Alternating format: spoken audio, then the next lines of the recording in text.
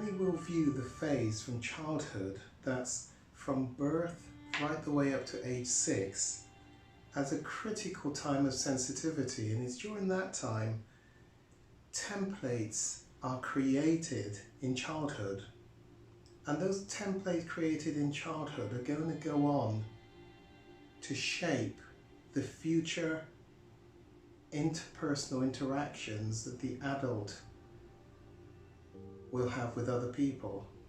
Let me just say that again.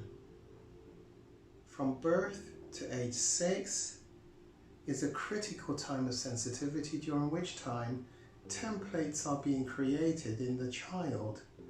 And at the time of puberty, when those templates crystallize, the way I view them is all the experiences from the 5 senses which have crystallized tools, experiences, which in essence is gone into the rucksack on the back of the child.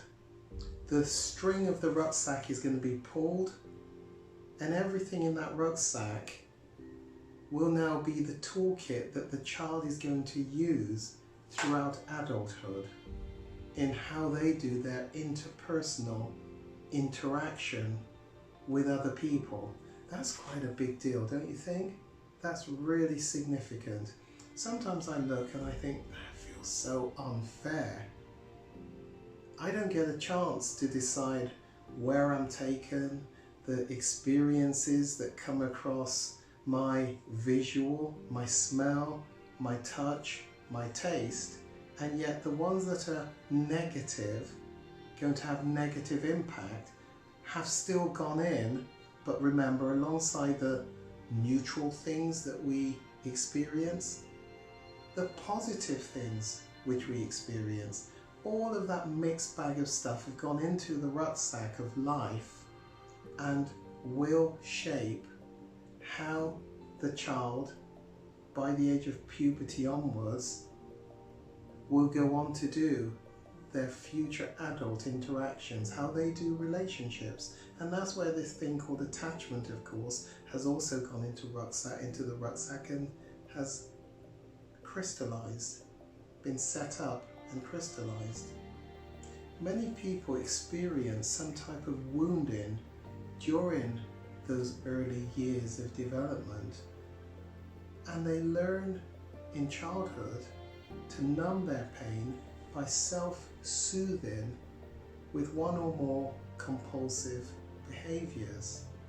As adults, they may continue to struggle with those compulsive behaviors, and where the compulsive behaviors have that intensity about it, alcohol, drugs, spending, food, sex, the relationship highs and lows of starting relationships, of ending them, which brings the pain, of course, using the internet, the highs of surfing, gambling, game consoles. All of those things may be compulsive, but they also will have the biochemical producing and evoking into the body that creates that intensity.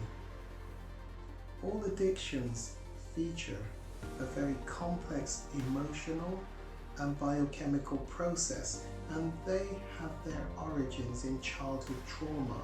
Now, trauma doesn't have to be some big event that took place in a war-torn zone abroad. I often say to clients, trauma can be the experience of the 6-year-old whose Action Man was stolen by the child down the road who took the Action Man to their house. When the child, the 6-year-old, goes to that other child's house, knocks on the door, let's say a father opens the door and responds that it's my child's Action Man, it's not yours, I bought it for him, and slams the door in the 6-year-old's face. The 6-year-old goes crying home, but perhaps nobody comes to his rescue to get back his Action Man. And 40 years later, that now adult is telling me that story in my office. That was trauma for the 6-year-old. Trauma takes different shapes and affects different people in different ways.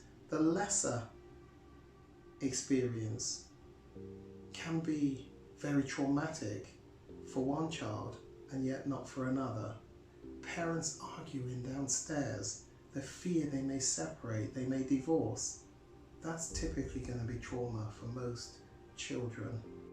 So that emotional biochemical process, which has its origins in childhood trauma, often involves the deprivation of authentic intimacy during what is a critical bonding period in the child's life. A lot of this may not make immediate sense.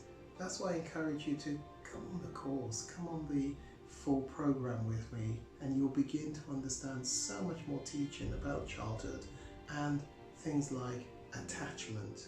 Socially induced pathology appears between the ages of 4 to 5 and 8 to 9. The onset of male sexual imprinting is from age 3 to 4 and peaks at age 8 to 9, but has an upper tail right up to age 13. What is all of that gobbledygook saying? Well, first of all, let me explain about sexual imprinting. From the time we're born, we're developing and going through different experiences. Remember the 5 senses. Now, a lot of those experiences, of course, become first experiences. Those first are hardwired in that when they are first, they are absolute imprints in the brain. Do you remember what I've said about imagining, thinking about the brain as Play-Doh, plasticine, and then you take a key in one hand, you press the key into the Play-Doh, into the plasticine, you remove the key. What are you left with in the plasticine, in the Play-Doh? An exact imprint, replica of the key. I think about the young developing brain of the child, very much like the Play-Doh. Whatever the thing is that has been impactful, that they have experienced, is like the key. It has been pressed up against the brain. When you remove it, you've got that imprint of that experience, of that smell, of that touch, of that taste left in the brain. Where those imprints are negative experiences, what this is telling us is they become really quite, or at least the brain is very sensitive to those becoming significant impactful events, particularly sensitive during the age of 3 to 4, peaks at 8 to 9, but can continue right up to age 13. The way I get my clients to think about it is simply from the time we're born up to puberty, 10, 11, 12, maybe as late as 13 for some people. The brain is sensitive and is taking in lots of information, and the traumatic, the difficult issues that are imprints are going to shape the child right up into adulthood. Sexual templates are really important to understand. It's the journey through childhood development and the sexual impactful things that go into the brain that is also going to leave an imprint and therefore a template as to the child's preferences. I often say to clients, imagine a young child's first masturbation experience is on a leather chair. The child does not recognize that with this euphoric experience, the brain has never experienced this outlet before, and it is going to feel overwhelmingly lush as the body is building to this orgasmic explosion. It's the first time the child will have experienced something like that. And let's assume the child is sitting in a leather sofa and their hands are touching the fabric of leather, let's say there's a smell of leather coming from the fabric. When they experience this massive euphoric experience of the first orgasm, ejaculation, all the senses are heightened, and you can imagine the sense of smell is heightened, the sense of touch is heightened, all the other senses, so that the smell of leather, they won't be aware that the smell of leather has gone into the nostrils. The feeling of leather has gone into the brain, and the brain has captured all the emotions and experiences and five sense feelings around this orgasmic experience and firmly registered it as really lush, really enjoyable. And all the stuff that's gone into that first experience, and perhaps the second, the third, the brain is going to try and recapture that lush experience again in the future. And all that's gone in will shape the preferences.